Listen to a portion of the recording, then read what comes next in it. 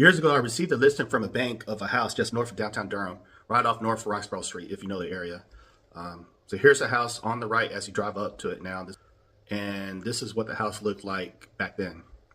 It was in horrible shape. It was actually hit by a truck and it had the front part of the house knocked off its foundation. And I had to call a locksmith to get inside and change out the locks. He popped off the lock and I went inside to check out the house.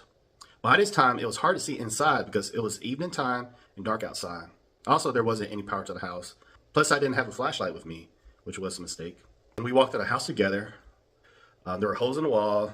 When we got to the back of the room, we saw in the middle of the room what was a dark shape on the floor. Because it was so dark, I couldn't tell what it was exactly. So I started creeping closer to it with the locksmith following right behind me. When we got to it, it literally looked like a body wrapped up in garbage bags. The locksmith was like, hell no. He ran out, leaving me behind. So I was standing there in a dark, vacant, and rundown house in a room with what looked like a dead body wrapped in black garbage bags. So picture that.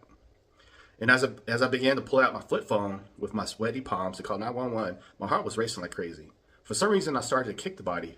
First, I kicked it very lightly to fill it out some, and then I started to kick a little bit harder and harder. Freaking ended up being a pile of garbage that's shaped to look like a dead body. I sold it for $9,000. This was back in 2012. The house is now worth about $300,000.